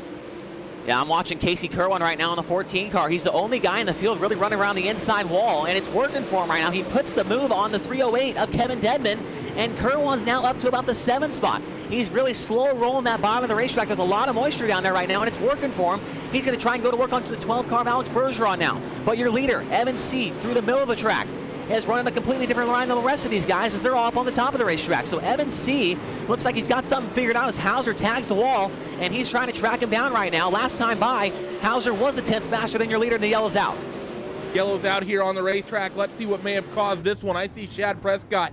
He's involved in another incident. Been a rough night for him here tonight. See through the slider on the 22 of Brown and Proudfoot, and just didn't quite get clear. And in some ways, I think Brandon maybe could have lifted out a little bit there, but the 41 just got up into the 22 car. I think maybe those guys just misjudged it because it was just sort of hard enough a tap to send that 41 car around. But that's our second sort of light contact we've seen here tonight that's resulted in not major damage for anyone, but the yellow getting called. Yeah, a tough run there for Shad Prescott, man. I think he's fast enough to run at the front of these fields, but he kind of has some bad luck, and there's the replay right there, man. He got hit real hard from behind there by that 22 car. Brandon Proudfoot turned him around real quick, so tough break there for the 41 of Prescott. But how about the battle up front, man? We've had a couple different leaders. I think Evan C's led just about every lap except for the one that Hauser led. But Kendall Tucker, I talked to him after the race last week, Randy, and he said that I don't know why, I think he's a big Chase Rodman fan, man. He wants to go out here and he wants to put on a show, man. He loves it when I get excited about these races, and he loves it when, he makes the big moves like that. He told me that he wants to be one of the superstars in this series. He wants to be making big moves and making some fans out here and making those headlines. So Kendall Tucker's doing just that when he slid in front of 2 cars there to take the lead for a moment. Well, it makes sense to me. I can understand why everyone would be a Chase Rodman fan rather than a Rady Cheneth fan. Everyone's always dreamt about seeing their name in lights. No one's ever dreamed about hearing their name in lisp as the field works their way down the back straightaway. The 33 of Evan C will be in command of the field once again. Keep an eye on that 3rd row as well. The 044 of Tyler Schell and Alex Bergeron, those two were fast and they were aggressive with one another towards the tail end of that run. Green flag getting ready to fly once again. The top 6 have all been aggressive. We are back to racing here at Eldora. Here comes Kendall Tucker, another slider for the lead up across the nose. Oh, C stays in the gas. They make contact. C's into the wall. Tucker's into the wall, and your leader is now Dylan Hauser. A big change of events there in turns 1 and 2. Oh, and look at this. They're 7 wide in the mid-pack. Look at what's going on here as they work down your front straightaway. And I see, is that the 52 of Edens? The 12 of Bergeron's involved, but they keep it straight. Is this bumper cars, or are these the World of Outlaws Morton Buildings late models on iRacing.com? It is hard to tell. Somehow, there's guys running off each other all over the place, and we stay green. There's still 3 wide back in the mid-pack, but we go back up front. Your leader is the 2-car of Dylan Hauser. Second spot is Kendall Tucker. And third, under pressure from the 004 of Tyler Schell. The third spot right now is still Evan C. And Kevin Dedman rounds out your top 5. Tyler Schell trying to hold off that charging car of Kevin Dedman. We saw Kevin last week. He started a little bit deep, ran his way up onto the podium. We see the 14 and Casey Kerwin. He's trying to do something similar. Can't quite get up the inside of Kevin Dedman in that 308, but still trying to make things work as the 044 Tyler Schell. He hooks up the top of the 33, and he's just about got that spot done. Randy, let's turn our attention up front. The 00 of Kendall Tucker has tracked down your leader, Dylan Hauser. There's only a car length separating your top 2. And like I said, Tucker, he's not afraid to throw the move on these guys. We're going to wait and see if he throws a slider here momentarily. But right now, he is close enough to make the move. And if Dylan Hauser puts it in the wall like he's done several times tonight, Tucker's going to be right there to pounce on him, as the top 2 have pulled away quite a bit now from the third place car of Tyler Schell. Mid-pack still aggressive. I see 3 and 4 wide through the mid-pack. I think the 12 of Bergeron is involved in that. Even the 127 of Matulos, he's involved in this fight. He's currently worked his way up towards 13th as still the 00 of Kendall Tucker trying to keep Dylan Hauser honest. They're both right up against the outside wall. That bottom line has really fallen off here, Chase, and it's become a very top-dominant racetrack. Yeah, I think a lot of guys were expecting that to happen come the latter stages of this main event here. And it is on the concrete wall here at Eldora Speedway like we've seen in real life on several occasions. Kendall Tucker, another big run. Here comes the slider for the lead. Tucker down across the racetrack. He goes in front of Dylan Hauser. Hauser back down to the inside. And it's going to be a replay of what we saw at Limeland possibly, Randy, as Tucker's going to do it once again in 3 and 4. Back up the inside of the 2-car Hauser. Dylan was in the wall, running the top in 3 and 4, but still able to get it back down to the bottom as we're going to be halfway in this main event here. Next time through here is Kendall Tucker. Oh, the 2 of Hauser makes a mistake on the top, and Kendall Tucker not able to capitalize, gets into the back of him. Yeah, he got into the back of him, and it's going to cost him a little bit of ground now as he falls 2 car lengths behind Hauser. The battle for third wages on as the yellow's out. Kevin Dedman, your third place car, is into the wall, but the yellow is out. I'm not sure who it's for. Bergeron's in this. Wow. Alex Bergeron, front clip, heavily damaged. We saw him have what was a relatively clean season in the sprint cars. A lot of people saying Alex had tremendous luck with his ability to get through the mid-pack. And, well, the 12 of Bergeron, he gets into the 51 of Matt McKinney. That sort of starts a chain reaction. The 127 gets this into the 77, who then turns up into Alex. And then a huge pile of cars there up on the outside of the racetrack. So that's going to have championship implications with the 12 getting big damage in that one. And as damaged as that front clip is, yeah, Bergeron's even coming down on towards pit road. That could have been potentially a night-ending incident as that car is crabbing all over the place. Yeah, I think that will be the end of the night for Alex Bergeron. Actually, he's going to pull back out of the pit area, so Bergeron's going to continue on, but you know, with only 20 laps to go and a destroyed race car, I don't think we'll be seeing him up towards the top 10 of this race. So, man, huge implications here. The guys up front running for this championship are extremely excited right now, licking their chops, hoping to gain some points on them, which they definitely will here. So, like we said, man, Bergeron only came in with a 3-point advantage in the championship coming into this race. So, big implications coming into this one. So the field works the way around the racetrack here. The lights are still on the safety truck, even though the field is, for the most part, getting themselves formed up. They should be going to the 1-to-go signal, but just refreshing your guys' memory on the point standings. Alex was leading with 3, as Chase just said. The 44 Blake Cannon, he came into the race second in the points, 3 points back. He currently runs in that 6th position. The 33 of Evan C, where's he gone? He started this race on the pole. He currently runs 7th, so will still make up good points on your championship leader in the 12. You also have the 127 of Blake Matulis. Not been a great run for him. He started this race in 19th, still up 5, but of course involved in that incident as well, as the field is going to be getting themselves formed up, getting a late command from race control that is going to be single file. I think they waited a little bit till the last second on that, Chase. It was no secret that the field was forming up too wide, so we'll get this caution extended here as these guys will get single filed out. We'll be back to green next time around. Yeah, race director deeming that you know, a lot of contact's been happening here with these double file restarts, so we will change it to single file, which you know, is nothing that we haven't seen in real life before. I've seen it on several occasions, so a good call there by the iRacing.com race director here to put these guys single file and try to keep this contact down. We've had 3 cautions here in the first 30 laps or so, so hopefully this will kind of control that a little bit, as Dylan Hauser will lead the field off turn 4 this time by back to the green flag with 20 to go. Kendall Tucker second, Kevin Dedman right now in third, Tyler Schell and Casey Kerwin right now your top 5. So field forms up. We're back to green flag racing. 20-lap run to this checkered flag. Let's see if they can keep it green. The 0-0 and the 2 both up top. Maybe a little bit of contact between Kendall Tucker and Dylan Hauser, but they keep it straight. Diamonding off the corner is that 0-0 just a little bit. And up top, the 0-0 trying to form it up. Hauser's into the wall. Hauser's into the wall. That might open the door here for Kendall Tucker. He's not going to make the move right there. He's going to wait for that 2 car to make another mistake before he makes the move. Hauser tags the wall again right there, but is able to keep the car. Oh, Blake Cannon, it sounds like. Cannon. Yeah, Blake Cannon, big fighter. He attempted to throw on Tyler Schell. He got into the outside wall. Did Tyler in the 44. Blake Cannon slid right up into him, nearly got turned. And now the 44 and the 33, they're going to fight for 5th and 6th. Yeah, how about the 14 now? Casey Kerwan, with all that contact, has made his way into the 3rd spot, looking for his first career World of Outlaws podium here tonight at the Eldora Speedway. And once again, man, he is down on the bottom of the racetrack, running the concrete down there, and it is working for him. He ran it down in 3 and 4. He goes to the top in 1 and 2. So it looks like Kerwan has found something on the bottom in turns 3 and 4, and he's tracking down your top 2, it looks like. Kendall Tucker, he notices it, and he's going to try running that bottom groove is Casey Kerwin. What a run it's been for the driver of that 14 car. He's always been good. He's been fun to watch through the heats. We saw him in the sprint cars as well, but he's just never had the sort of pace that one might expect from one of the drivers in your eNASCAR Peak Antifreeze iRacing series. And now that 14 car, he's on for a podium run, and still running down the bottom is Casey Kerwin, and down this front straightaway, now in towards 1 and 2. He's going to go back up to the top, as does the 0-0 of Kendall Tucker. Yeah, great job by Kerwan so far. 3 wide behind those guys for about the 7th spot. Zach Leon Hardy's there. The 33 of Evan C, your early race leaders there, as well as the 74 car of Adam Elby. Adam Elby's down that bottom of the racetrack as well, making some headway. 24 car Zach Leon Hardy up top. The 51 car of Matt McKinney's just behind him, as well as the 044 of Tyler Schell. A good battle right there. At least 5 cars involved for that 7th spot.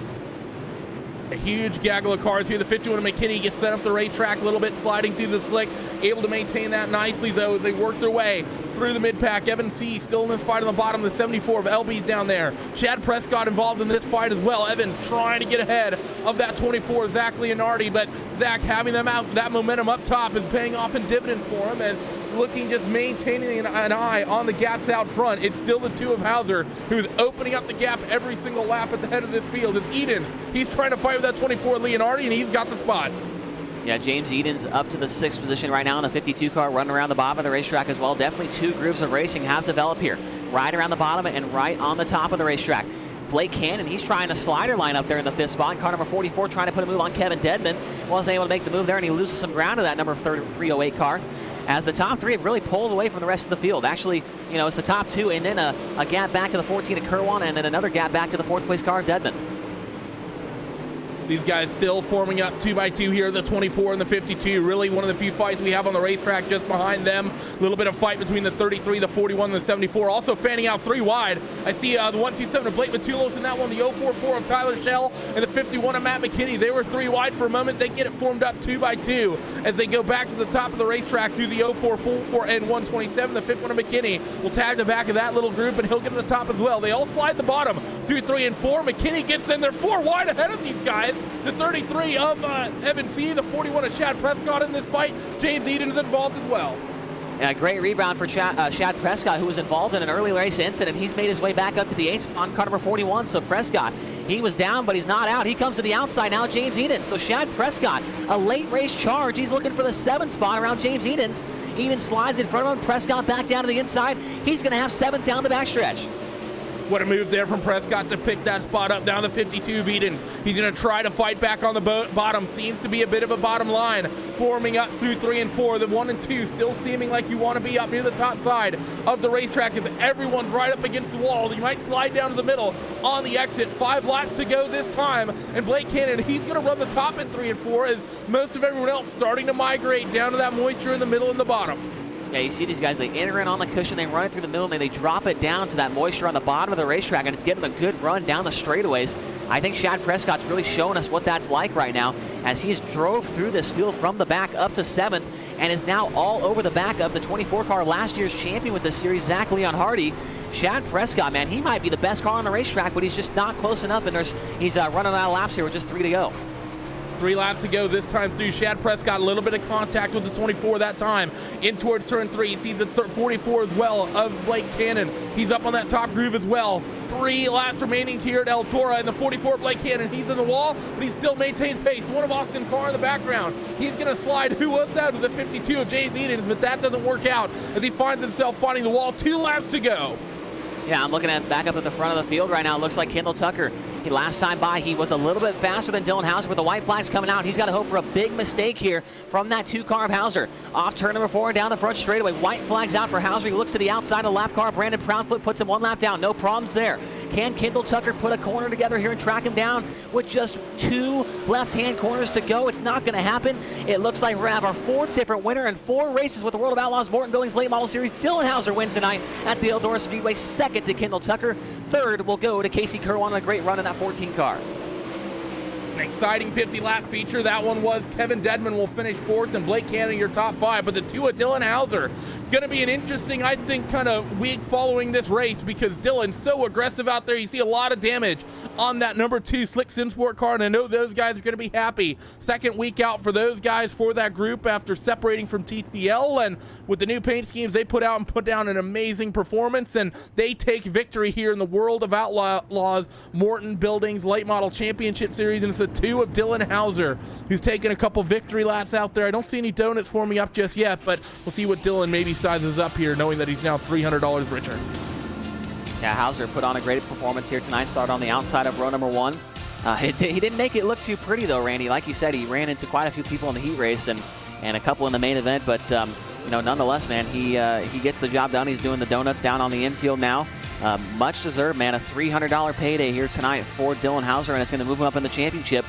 He came into the night 7th in the standings, and with Bergeron's problems and him beating the rest of these guys, Hauser might be able to be up front here in this championship come next week. We did a regular victory lap and a Polish victory lap. I think the net gain of that is 0 victory laps.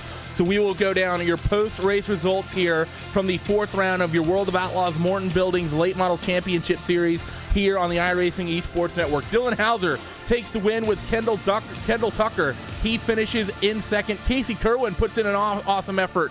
He will round out your top 3 with Kevin Dedman in 4th and Blake Cannon rounding out your top 5. Shad Prescott in 6th. Zach Leonardi 7th with Adam Elby, James Edens, and Steve Wilson. They will round out your top 10 as we look towards now the tail end of your field here. Evan C., he's not going to be happy with this one. Started this race on the pole. He ends up in 11th. Blake Matulis, he does well making up some spots, but only gets his way up to 12th. Matt McKinney in 13th. Tyler Ducharme 14th with Tyler Schell, Garrett Robinson, Dylan Fox, Blake Brown, Brandon Proudfoot, and importantly for the championship, Alex Bergeron finishes last in the main event here tonight. So we're going to get ready for post-race coverage here in just a couple moments, but before we get to the interviews, big happenings in this race chase with the championship. Hauser takes victory. He came in, I think it was 8th in the points. He wins. That's going to boost him up. Alex finishes well down the order. I think he's going to drop probably about 5th in points or so. A couple of other guys who are strong, they finish mid-pack. This is a very dramatic race for the championship as we approach halfway next week. Yeah, absolutely, man. I'm refreshing my page here, waiting for those championship point standings to be updated and see who we have as the championship point leader. But yeah, like you said, man, a huge swing in the points. Bergeron, he's going to have to get back up on the saddle here these next couple of races and get himself back into this fight. But man, a great race tonight. A couple of yellows, but other than that, man, it was a good race from 2nd on back. Had a good battle for the lead early on, and I'm excited already for next week. And we've got Dylan Hauser here ready for us here, Randy. Yep, Slick Sim Sports, Dylan Hauser, the big winner here tonight. And Dylan, is a very top-heavy racetrack that you definitely didn't like in the early goings. You didn't qualify well, but you're able to muscle your way up to the front of your heat race, get yourself a good starting spot, and then after some aggressive racing, you kind of just got out front and checked out. Tell me about your night tonight. Yeah, qualifying, they threw us a curveball kind of and reset the track to 0%, and nobody was prepared for it, so it really threw everyone off. There wasn't a guy there prepared besides maybe 2 or 3. So we didn't qualify that good, but in the heat race I just was super aggressive and just trying to go forward because you get behind in these races and it's hard to win them from deep in the field. So we did that and I was surprised we got the win. We were really fast, and the feature, it was crazy at the beginning, and then they got together and I snuck under him and just kind of took the lead and we just stayed conservative, didn't try to knock the quarter panel off of it, and just try to run my own race out front. With that very narrow line that you guys run up on the wall right there, not a whole lot of room for error. Coming down to the end of the race, and Kendall Tucker's really only about 3 car lengths behind you. Were the nerves starting to get to you? Were you prone to making more mistakes there with Kendall right on your back bumper there? Yeah, I was really nervous. And yeah, I mean, I was nervous, but at the same time, I've been in a lot of big races before. I've been leading them, I've been second, I've been last, so the nerves don't get to me that much. Oh, did we lose him? So maybe some technical issues for Dylan Hauser. Oh, you back? I'm back. Yeah, I'm back. Okay, well, continue your answer then. Yeah, the nerves don't get to me that much anymore, but it's honestly my first ever win in a World of Outlaw racing. It means so much. This is the top of the, the best of the best come here for this series, and feels good to win. We haven't had luck the past 2 weeks. At Lima Land, I had to go race at someone else's house, and then Volusia, I had a winning car there, I think, and qualified bad.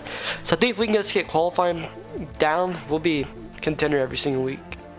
Championship points are going to be tight as we head into the halfway point of the championship as we visit Volusia for the second time.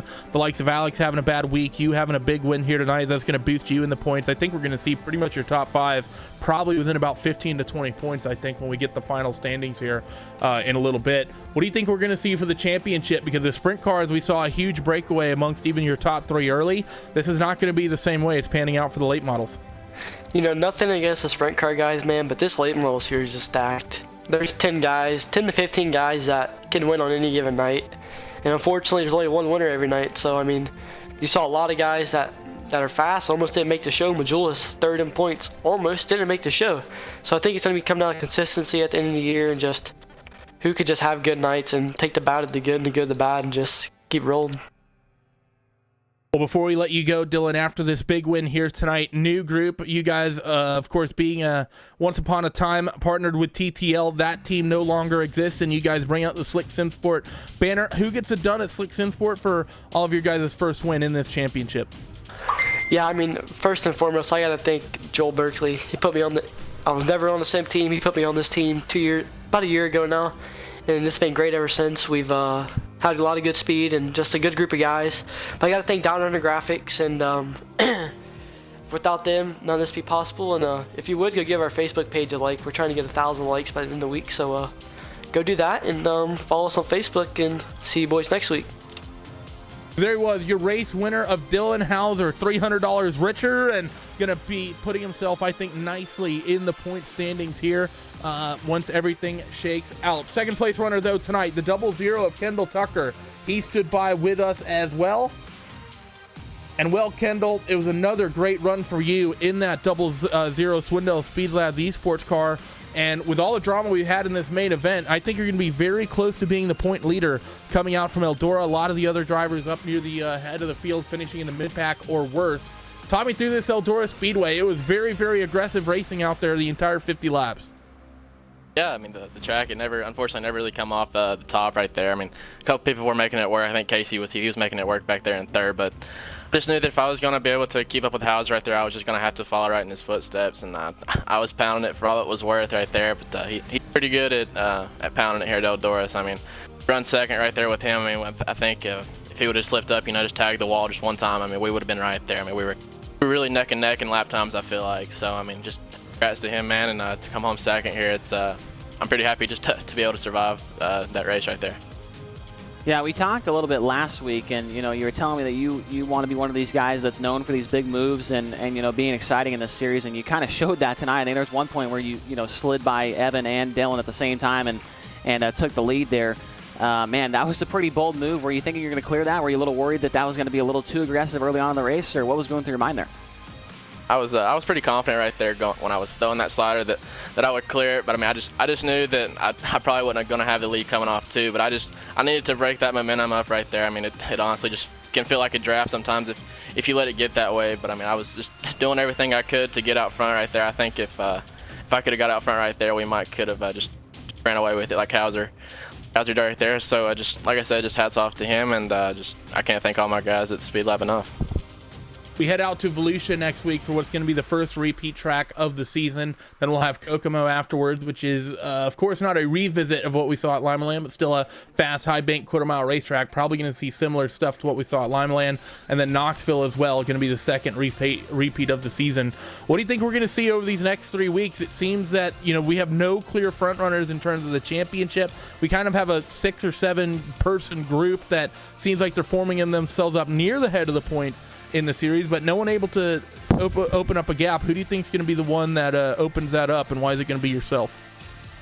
I mean, right now it's just you don't really know who's going to win it, man. I really think it's going to come down to the last race. So I'm just trying to be as consistent as I can. I mean, just if I can just qualify good like I did tonight, and just hope just win or finish second in the heat race, and just starting up front really helps a lot, and just make your night a whole lot easier. So yeah, we've been knocking on the door all year for a win, but tonight is the closest we've been so far. So we'll take this and we'll move on to, I think, Volusia next week. So we'll try and rebound from there. We were fast early, and we kind of fell off towards the end, but I think we've hit on something right here for the slick, and hopefully we'll be able to show that speed next Monday. Who gets it done for you guys over at Swindell Speed Labs Esports? Yeah, just the guy, thank Kevin. He does a great job of just giving us exposure for the series, man. It's pretty neat. And, like I said, just gotta thank all my teammates, man. We had a pretty good run, and I think we have 4 guys in the top 10. I think Blake was just out. Blake and Matthew were just out of the top 10. So just like I said, it just shows how much work you got to put in to be fast every week here. But I just got to thank all my sponsors: CBD, Wiser Organics, Bell Helmets, Jeff Brown with iRacing, iFlag, and Jim Emery with Superman Graphics. And just got to thank World of Outlaws for making this series possible, and all the guys at iRacing. And thank you, Randy and Rob, for putting this broadcast on. Look forward to going back and watching it. You're more than welcome, sir. And, well, third place here tonight, rounding out your podium, Casey Kerwin. Casey, at Chicagoland, Ben Nelson, he kind of one-upped you with the onboard view with the VR, but you immediately come out and answer back with a strong third place running here tonight. How did you, I think this is your first taste, really putting together a great feature run in either of these 2 dirt championships. How's it feel? Incredible. It still hadn't really sunk in yet. I normally, I'm an asphalt guy. I tend to think I'm better at the NASCAR stuff, so to do this dirt late model stuff, it's a whole lot of fun. And I struggled. I didn't make the first 2 features, and then I find myself to be a lot better when the track can go to the bottom. And for whatever reason, it seemed to be just me down there, but I found something down in 3 and 4, and just started slowly but surely working our way through the field. And I don't know how, but we ended up in 3rd, and I still don't believe it. I think a few people dropped out or something. I don't know. But anyway, it's insane. I can't believe it, but I'm glad to finally get a good run and show what we can do.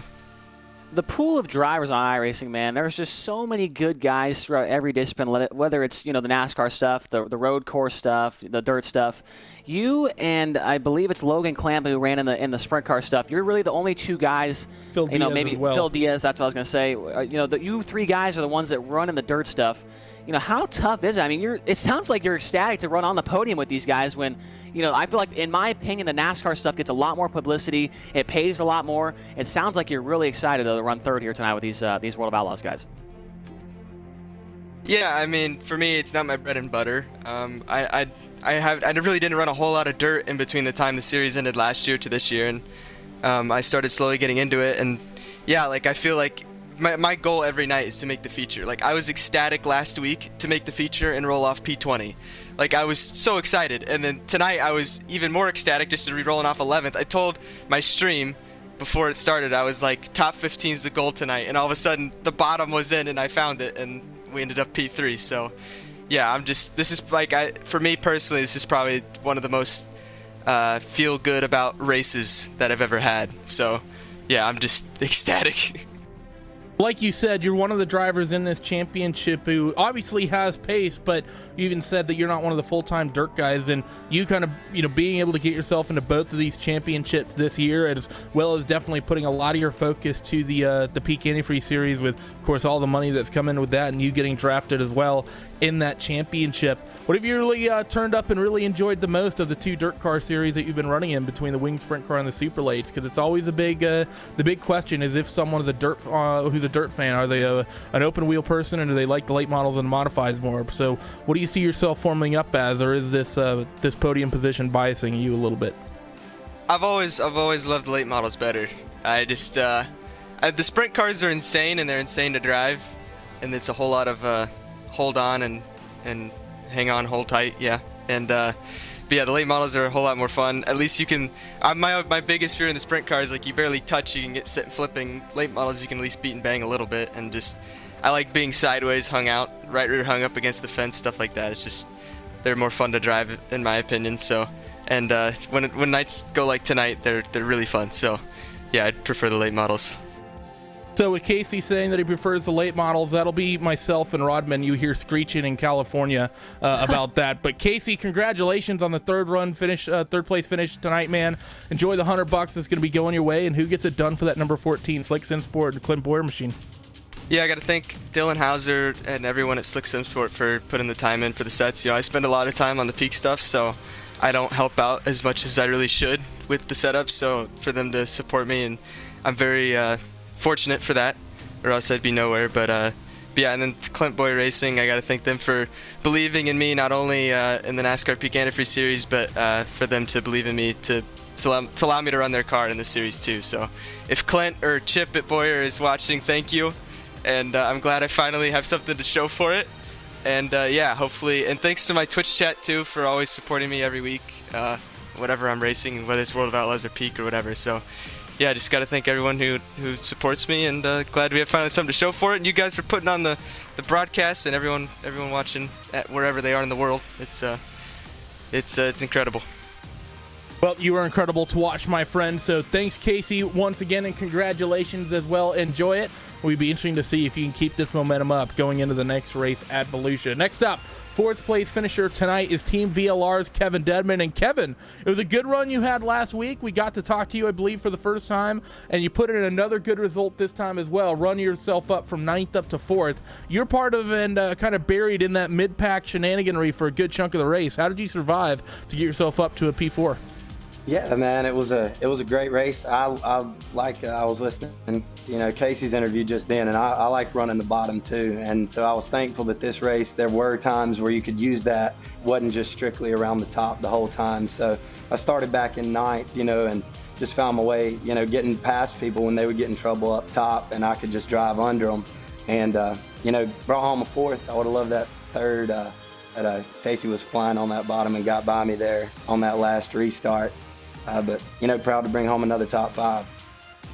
Yeah, for sure, man. And we heard from Kendall Tucker and, Hauser earlier that they think that the key to win this championship, which I 100% agree, is being as consistent as you can.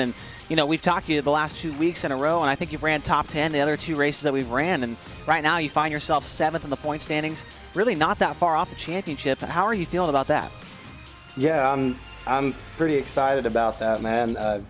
Like I said when I talked to you guys last week, my model is just consistency. I think there's a couple of guys in there that maybe have just a little bit more outright speed than I do, but I pride myself on being really clean and consistent throughout the course of a race, and bringing home top 5s, top 10s, and then hopefully that'll have me up there in the points at the end of the year. Last week, funny story, I'm on vacation in Destin, Florida right now, and when I saw I was 7th in points last week, I loaded up the sim rig, me and my wife. I've got it here in our hotel room, so I fixed so I had to talk her into letting me bring that down here with us. So I would have liked 3rd so I could at least bought her dinner, out on the iRacing winnings, but I'll take the 4th.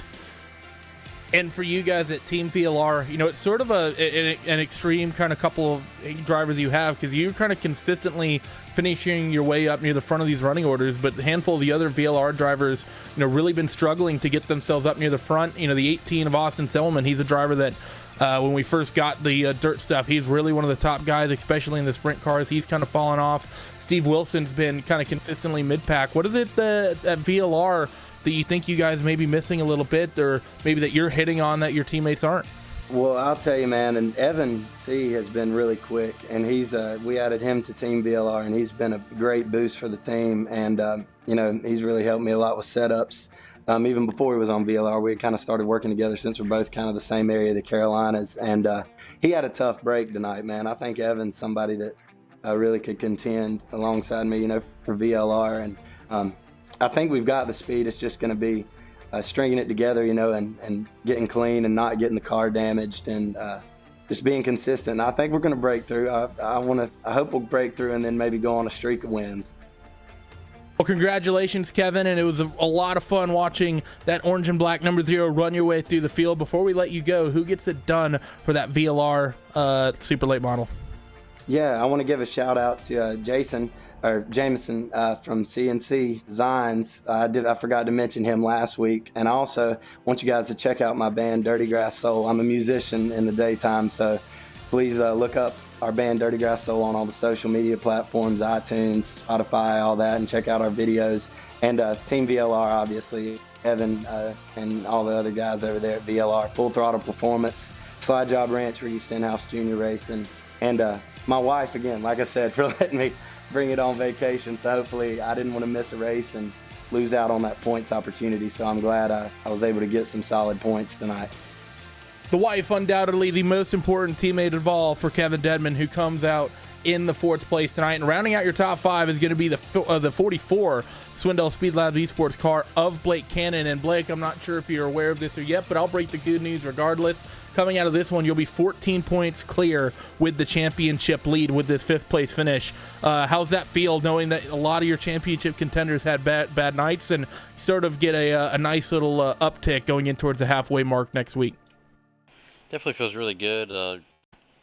I was just glad to gain some points tonight. Be honest with you, there's a lot of guys that were up front that shouldn't have been up front that really caused a lot of chaos. So I don't know what we got to do moving forward, but tonight was definitely not a good race as a whole.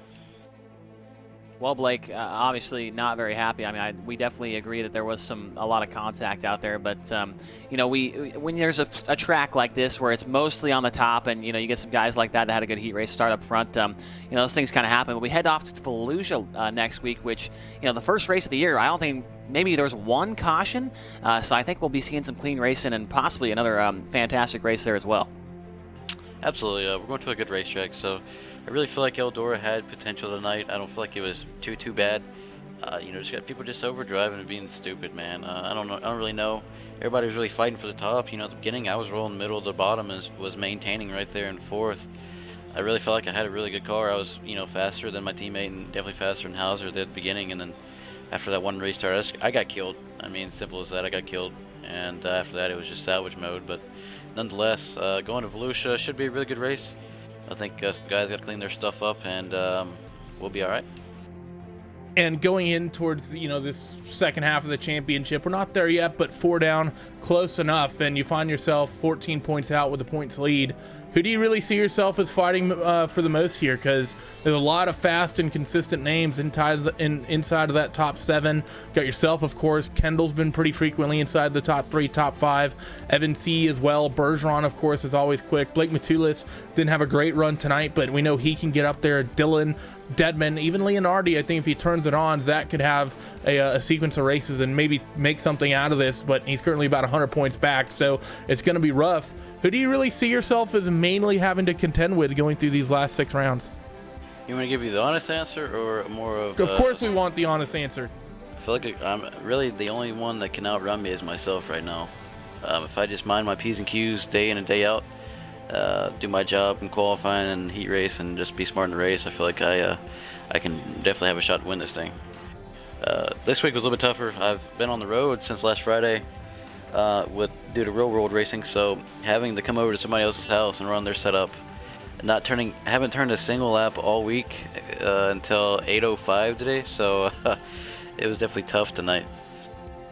Well, congratulations on the strong run, Blake, and good luck to you with the championship points lead heading out into our first repeat race of the season at Volusia. And before we let you go, who gets it done for that number 44 Swindell Speed Labs Esports car? Just gotta thank everybody at Swindell Speed Lab. They do a hell of a job. They definitely helped me out a bunch this week, so I gotta give them props. You know, good run to Kendall and everybody else on the team. Gotta thank Weiser CBD. Gotta thank Bell, D. Heinman. You know, he came aboard, so I gotta thank him with his record service. Augusta Aquatics, you know, Clean iRacing. I gotta thank the Cardwell family. They took me in tonight and allowed me to come over and you know, continue the points chase. So I gotta thank them. Without them, this wouldn't have been possible, and I would be irrelevant from here on out. So gotta thank them a whole bunch for allowing me to do this, and you know, iRacing, they do a heck of a job. So we're going to continue the march forward next week, Evolution, and try to gain some points. Thanks for joining us once again, Blake, and good luck to you to the next 6 rounds. Thank you. I appreciate it. So there's your final interviewee there. And before we talk about the points, there's still the big question mark. Like, Blake kind of hinted at it. Seems like there's some people maybe frustrated with others. It was definitely an aggressive night of racing tonight, Chase. We saw that in the heat races. We saw it in the LCQ, and it even formed up during the main event. A handful of drivers, of course, making contact, and a couple of people you'd argue say they made contact, and that's why they made the passes they made. It'll be interesting to see if we get any admin decisions following this race, because we've seen that happen a couple times this year. The 52 with James Edens, that's where he's been the last couple weeks. There could be some big shakeups with some of the drivers that were involved in some of those incidents tonight. Yeah, absolutely, man. I really hope we don't see a lot of admins, coming in here and maybe taking some guys out for a couple weeks, because I think we need these rivalries in this series that really gets the fans involved and gets them, on one side or the other. I like this guy. Oh, this guy sucks. Blah blah blah. We have that in every real world series. You got, last year we had Tyler Courtney, Justin Grant. In the USAC National Sprint Cars, they were going at it, wrecking each other. The last couple races at Paris, and Damian Gardner, Brody Rowe, and the USAC CRA. And there's guys in the Outlaws, man, and the All Stars that have big rivalries. So I think we kind of need to see some of that kind of thing here in the iRacing online series as well. So hopefully the admins take it easy on some of these guys, and we'll start to see a couple of rivalries develop here and have something to look forward to every week. Well, we definitely have something to look forward to regardless with this championship situation. As Blake Cannon, we talked about it, he takes the championship lead exiting here at Eldora. He's got a 14-point advantage over Kendall Tucker in second. But I think the thing to really be notable about here is that things are tight inside of your top 6, even your top 7, I'd say you argue. Kendall Tucker 14 points back. 25 points back is Evan C. Alex Bergeron. Very, very bad race for him tonight. He came into this race with the championship lead, finishes last, and he leaves here in 4th. 35 points off your championship lead at the moment. Blake Matulis only 7 behind Alex. Dylan Hauser after his big win. He's, this is a great uptick for him. Gets himself 234 points total in 7th, and Kevin Dedman at 226. I think those are your 7 cars that are really fighting for this, and I think the thing to keep in mind is about this time in the championship for the sprint cars, we were talking about this sort of gap for the top 3, top 4 drivers. We're now seeing this with the top 7. This is going to be a mighty close championship to watch, especially with still no repeat winners through 4 weeks.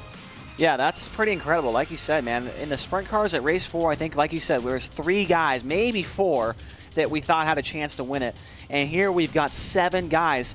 And if that's anything to prove, Alex Bergeron, who we thought was Superman in these cars, in the sprint cars and the late models, he has a bad night, ends up dead last. So we know that it's going to happen to all these guys at least once throughout the season. Cannon, Tucker, C, Majulis, Hauser, Dedman, I'm sure they're going to have their one bad night, and it's going to bring everybody else even closer together. So it's going to be crazier and crazier as we head to Volusia next week.